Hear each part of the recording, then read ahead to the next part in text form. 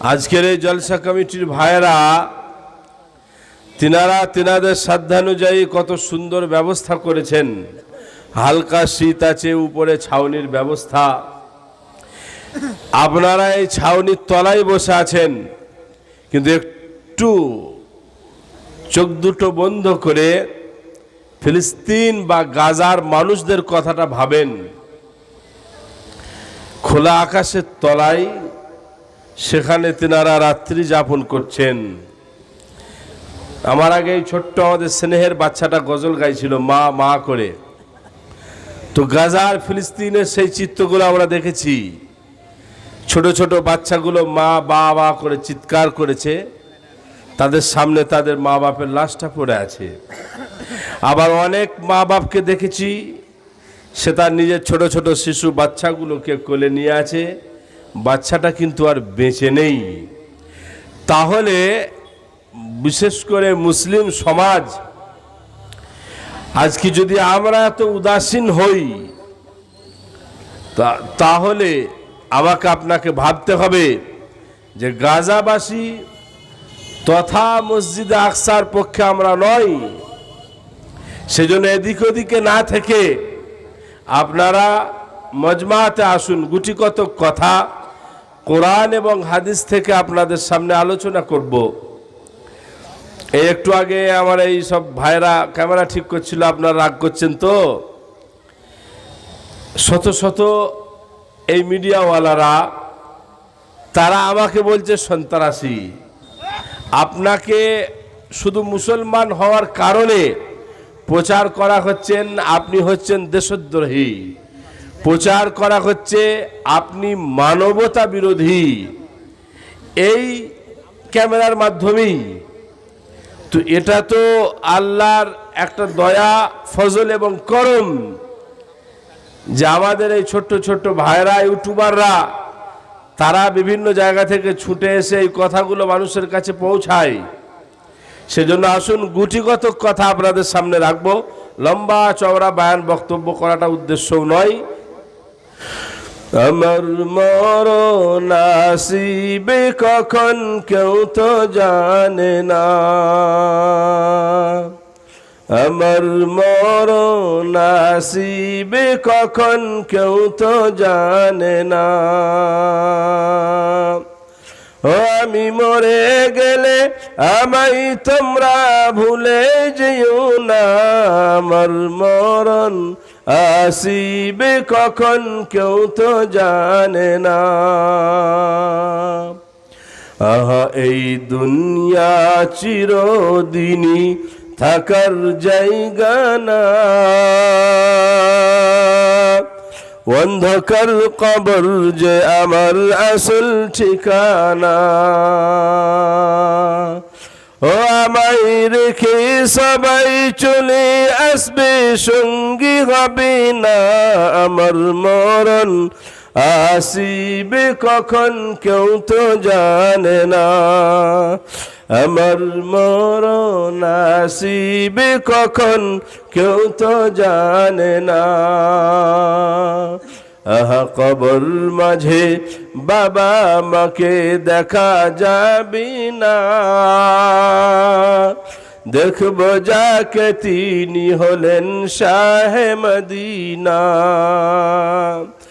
ওরে বুঝবি সেদিন নবী বিনে আপন কেহ না, আমার মরণ আসিবে কখন কেউ তো জানে না, আমার মরণ আসিবে কখন কেউ তো জানে না। সম্মানিত ভাইরা আমার, সর্বপ্রথম আমার আপনার কর্তব্য হবে সেই মহান স্রষ্টার দরবারে কৃতজ্ঞতা জ্ঞাপন করা যে আল্লাহ তাআলা আজ আমাদের সকলকে বড় ভালোবেসে, বড় দয়া করে, বড় কৃপা করে একটি পুত পবিত্র সভায় উপস্থিতি দেওয়ার সুযোগ করে দিয়েছেন। সেজন্য একজন মানুষ হিসাবে আমাদের মানবিক কর্তব্য হবে সেই স্রষ্টার কৃতজ্ঞতা জ্ঞাপন করা। আর একজন ইমানদার মুমিন মুসলমান কালেমা ওয়ালা হিসাবে আমার ইমানি দায়িত্ব হবে সেই স্রষ্টার কৃতজ্ঞতা জ্ঞাপন করা। সেজন্য আমরা সকলে আল্লাহ পাকের কৃতজ্ঞতা জ্ঞাপনার্থে একবার মোহাব্বতের সাথে বলি আলহামদুলিল্লাহ। তারপরে পরে জগৎগুরু বিশ্বগুরু সেই মহামনীষী যে নবী না এলে মানুষ মানবতা কাকে বলে বুঝতে পারত না, যে মহান নবীর আগমন না ঘটলে এ পৃথিবীতে অনেকে তারা তাদের অধিকারের কথা জানতে পারত না। তাই সেই মহান নবীর উপরে শত সহস্র দরুদ ও শান্তির ধারা বর্ষিত হোক। সকলে মোহাব্বতের সাথে বলি আল্লাহুম্মা আমিন। আর একবার আমরা ওই দরুদটা যেটা নামাজে পাঠ করি সকলে মিলে মোহাব্বতের সাথে পাঠ করি। আল্লাহুম্মা সাল্লি আলা মুহাম্মাদিন ওয়া আলা আলি মুহাম্মাদ কামা সাল্লাইতা আলা ইব্রাহিম ওয়া আলা আলি ইব্রাহিম ইন্নাকা হামিদুম মাজিদ। আল্লাহুম্মা বারিক আলা মুহাম্মাদিন ওয়া আলা আলি মুহাম্মাদ কামা বারাকতা আলা ইব্রাহিম ওয়া আলা আলি ইব্রাহিম ইন্নাকা হামিদুম মাজিদ। তারপরে পরে আজকের এই পুত পবিত্র সভার যথাযোগ্য নির্বাচিত সভাপতি মহাশয়, আমন্ত্রিত উলামায়ে কেরাম, আগত উলামায়ে কেরাম, হুফাজে কেরাম, আইম্মা হযরত এবং আপনারা আমার সম্মুখে বসে থাকা দিন দরদি ইসলাম পিপাসু নবী প্রেমী আমার আল্লাহওয়ালা বাবাজিরা, আমার স্নেহের যুবক ভাইরা আর কচিকাচারা, পর্দার অন্তরালে আমার উপবিষ্টা পর্দার নসিনা মায়েরা এবং বোনেরা, সকলকে জানাই আমি আমার তরফ হইতে শ্রেণীগতভাবে সালাম, শুভেচ্ছা এবং অভিনন্দন। কোরআনুল করিম থেকে কয়েকটি আয়াত আপনাদের সামনে তেলাওয়াত করেছি। আজকে আমার বক্তব্যের মূল বিষয়বস্তু হলো ইহুদি জাতি, এদের চারিত্রিক আদর্শটা কেমন। নম্বর 2, ফিলিস্তিনের সাথে ঈমানদার মুমিন মুসলমান মসজিদে আকসার সাথে ঈমানদার মুমিন মুসলমানের সম্পর্ক কখন থেকে, এটাই হলো আজকের আমার বক্তব্যের মেন বিষয়বস্তু। আমরা সোশ্যাল মিডিয়ার মাধ্যমে অনেক সময় জানতে পারছি আমাদের দেশে যে সমস্ত মিডিয়াগুলো চলে সেই সমস্ত মিডিয়ার সাংবাদিক বা অ্যাঙ্কার যারা আছেন তিনারা কেউ বলছেন আমি ইসরায়েলে এসেছি, এই দেখাচ্ছি, অমুক দেখাচ্ছি, তমুক দেখাচ্ছি, এটা ইসরায়েল ইহুদিদের জায়গা, এখানে তারা বসবাস করে, এটা তাদের প্রার্থনাগাহ, যে যার মতো করে এটা আমরা প্রচার এবং প্রসার করছি। হামাসকে সামনে রেখে সারা বিশ্বের মুসলমানকে সন্ত্রাসী তকমা লাগানোর একটা চক্রান্তে আমরা মেতে উঠেছি। দ্বিতীয় নম্বর, আমরা বারবার শুনছি যে 75 বছর আগে এই ইহুদিরা এসে তারা ফিলিস্তিনে বসবাস শুরু করেছিল। তারা তাদের কাছে করজোরে আবেদন করেছিল যে আমাদেরকে একটু বসতে দেন, থাকতে দেন। এখন তারা বসতে দিয়েছে, থাকতে দিয়েছে, তো এখন তারা সেই দেশটার মালিক হতে চাইছে। এরা অত্যাচার, অবিচার এবং জুলুম শুরু করেছে। এখন এই যে ফিলিস্তিনের মাটি, এই মাটিটা হচ্ছে পবিত্র মাটি। এই জায়গাটায় অনেক নবীদের জন্মস্থান। এই জায়গায় বহু নবী তিনারা এসে আশ্রয় নিয়েছেন।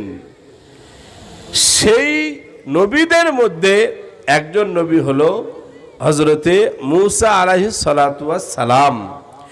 এই মূসা আলাইহিস সালাতু ওয়াস সালাম তিনার কওম, তিনার গোত্রের লোকেদেরকে নিয়ে তিনি চাইছেন যে ফিলিস্তিনকে, ওই যে অত্যাচারী সব লোকেরা তারা এটাকে দখল করে রেখেছে মসজিদে আকসাকে, এই মসজিদ আকসাকে দখল মুক্ত করতে হবে। পৃথিবীতে সর্বপ্রথম যে ঘর তৈরি হয়েছে, নবীজির কাছে নবীজির সাহাবীরা জিজ্ঞাসা করেছেন, ইয়া রাসূলুল্লাহ সেই ঘরটি কোনটা? রাসূলুল্লাহ বলেছেন সেটি হলো কাবা, মসজিদ হারাম। এটা হলো পৃথিবীর সর্বপ্রথম ঘর। তারপরে ইয়া রাসূলুল্লাহ বিশ্বনবী বলেছেন আল মসজিদ আল আকসা, দ্বিতীয় যে ঘর তৈরি করা হয়েছে এই দুনিয়াতে, পৃথিবীতে, সেটা হলো মসজিদ আকসা। সাহাবীরা জিজ্ঞাসা করেছেন, ইয়া রাসূলুল্লাহ, কাবা আর মসজিদ আকসা এই দুটো ঘর তৈরি হওয়ার মাঝখানে ব্যবধান কতটা ছিল? বিশ্বনবী বলেছিলেন 40 বছরের। 40 বছর আগে কাবা তৈরি হয়েছে, 40 বছর পরে ফিলিস্তিনে মসজিদ আকসাকে তৈরি করা হয়েছে।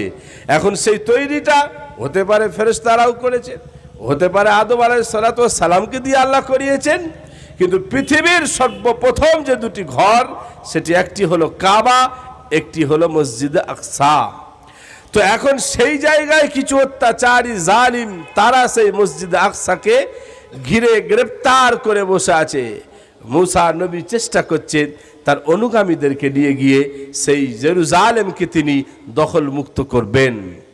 তো দখল মুক্ত করতে গিয়ে তিনার যারা বন্ধুবর্গ ছিল, তিনার গোত্রের লোকেরা ছিল, তাদেরকে এবার তিনি ডাক দিচ্ছেন যে চলো। এই যে তিনি কি ভাষণ দিয়েছিলেন, কিভাবে তিনি তাদেরকে আহ্বান করেছিলেন, তিনার আহ্বানে এই জাতি তারা কতটা সাড়া দিয়েছিল, বা তারা মুসা আলাইহিস সালাতু ওয়াস সালামের সাথে কি আচরণ করেছিল, এটা আমার আপনার শিক্ষার জন্য আল্লাহ পাক কোরআনুল কারীমে বর্ণনা করেছে 6 পারা। আল্লাহ পাক আমাকে আপনাকে জানাবার জন্য ঘোষণা দিলেন, ইয়া কওমি দুখুলুল আরদাল মুকদ্দাসাতাল্লাতী কাতাবাল্লাহু লাকুম ওয়া লা তারতাদ্দু আলা আদবারিকুম ফাতানকালিবু খাসিরিন। মুসা নবী তার গোত্রের লোকেদেরকে বলছে, ওগো আমার গোত্রের লোকেরা, তোমরা ওই জমিনে প্রবেশ করো যেটা আল্লাহ তোমাদের জন্য লিখে রেখে দিয়েছে। ইয়া কওমি দুখুলুল আরদাল মুকদ্দাসাতাল্লাতী, পবিত্র জমিন, সেই পবিত্র জমিনে তোমরা প্রবেশ করো যেটা আল্লাহ তোমাদের জন্য লিখে রেখেছে। ওয়ালা তারতাদ্দু আলা আদবারিকুম ফাতানকালিবু খাসিরিন, কিন্তু তোমরা যেন সেখানে প্রবেশ করতে গিয়ে পিঠ দেখিয়ে ফিরে পালিয়ে এসো না, এটা তোমাদের কাজ হবে না। যদি তোমরা ভয়ে ভীত হয়ে পিঠ দেখিয়ে ফিরে চলে আসো, ফাতানকালিবু খাসিরিন, তাহলে তোমরা ক্ষতিগ্রস্তের মধ্যে পড়বে। এটা মুসা নবী যখন তার গোত্রের লোকেদেরকে বলল, এখন তার গোত্রের লোকেরা তারা মুসা নবীকে উত্তর দিচ্ছে, ক্বালু ইয়া মুসা ইন্না ফিহা কওমান জাব্বারিন, ওগো মুসা, তুমি আমাদেরকে কোন জমিনে প্রবেশ করতে বলছো বলো? সেখানে তো একটা সুপার পাওয়ার শক্তিশালী জাতি, সেখানে তারা বসবাস করছে। কওমান জাব্বারিন, তারা সুপার পাওয়ার, তাদের কাছে অত্যাধুনিক যন্ত্রপাতি অস্ত্রপাতি সব তাদের কাছে আছে। অতএব যারা এত সবল, তাদের কাছে তুমি কেমন করে আমাদেরকে প্রবেশ করতে বলছো বলো? মুসা নবীর গোত্রের লোকেরা বলছে তারা হচ্ছে সুপার পাওয়ার, ওই জায়গা যারা দখল করে আছে, যারা বসবাস করছে, এরা তো শক্তিশালী সুপার পাওয়ার। আপনি আমাদেরকে ওই জায়গায় প্রবেশ করতে বলছেন? না না না না, এটা আমাদের পক্ষে সম্ভব নয়, আমরা ওখানে যাব না। তারা উত্তর কি দিল যে শুনুন, ওয়া ইন্না লান নাদখুলাহা হাত্তা ইয়াখরুজু মিনহা ফাইন ইয়াখরুজু মিনহা ফাইন্না দাখিলুন। তখন তারা বলছে যতক্ষণ পর্যন্ত ওই গোত্রের লোকেরা, মানে সুপার পাওয়ার লোকেরা, ওই এলাকা ছেড়ে না চলে যাবে, ততক্ষণ পর্যন্ত আমরা ওখানে প্রবেশ করতে পারবো না। হ্যাঁ, ওরা যদি স্বেচ্ছায় এলাকা ছেড়ে বেরিয়ে চলে যায়, তাহলে আমরা কিন্তু ওই এলাকাতে প্রবেশ করব। এটা মুসা নবীর গোত্রের লোকেরা তারা মুসা নবীকে বলছে। তাদের মধ্যে দুজন ব্যক্তি ছিল যাদের ইমানি পাওয়ারটা মজবুত ছিল। কোরআন বলছে তারা কি বলল দেখো, ক্বালা রাজুলানি মিনাল্লাযীনা ইয়াখাফুনা আন'আমাল্লাহু আলাইহিম আদখুলু আলাইহিমুল বাব। তার মধ্য থেকে দুজন ব্যক্তি যারা আল্লাহকে ভয় করত, যাদের ঈমানটা মজবুত ছিল, যাদেরকে আল্লাহ তাআলা পুরস্কৃত করেছিলেন, তারা বলতে রইল ভয় খাচ্ছ কেন? কেন ভয় খাচ্ছ বলো? একবার খালি তোমরা প্রবেশ করে দেখো, মনের জোরটা দেখাও, মনের জোর নিয়ে ইমানি তাকাজা নিয়ে তোমরা শুধু সেখানে প্রবেশ করো, তাহলে তোমরা ম্যাজিক দেখতে পাবে। ম্যাজিকটা কি হবে? ফাইদা দাখালতুমুহু ফাইন্নাকুম গালিবুন। যখন তোমরা সেখানে প্রবেশ করবে, এটা আমাদের মনের জোর, দেখবে তারা তোমাদেরকে দেখে ভয়ে পালাবে, তোমরা জয়লাভ করে যাবে।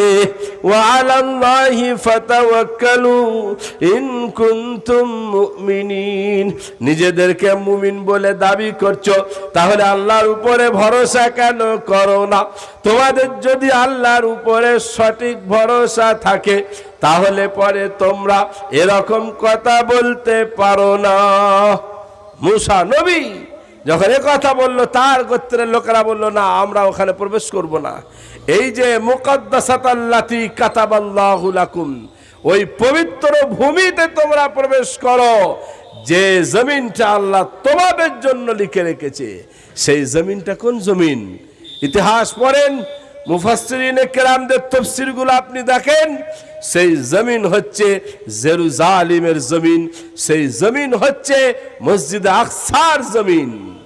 আপনি 75 বছরের ইতিহাস কি দেখাচ্ছেন? ই তো হাজার হাজার বছর আগেকার ইতিহাস।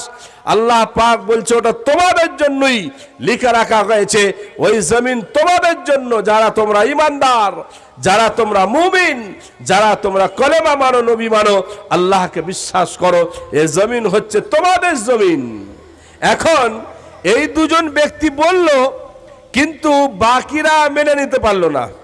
তারা এক পর্যায়ে গিয়ে মুসা নবীকে বলল, ফাযহাব আনতা ওয়া রাব্বুকা ফাকাতিলা ইন্না হাহুনা কাঈদুন।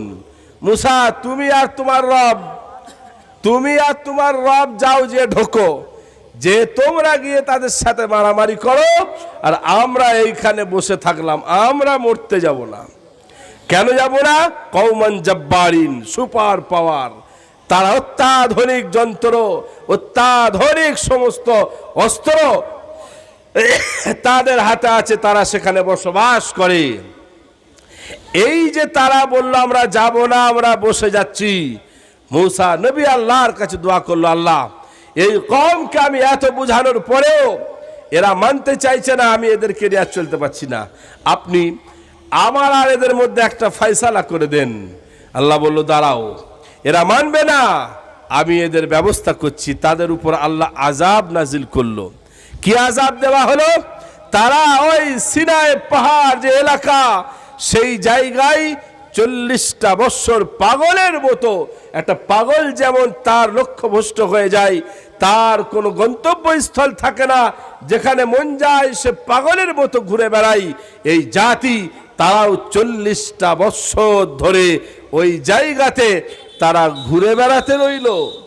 এখন এই যে তারা ঘুরে বেড়াতে রইল, 40 বছরের আযাব কোরআনে এসেছে, ফাইন্নাহা মুহাররামাতুন আলাইহিম 40 সানা।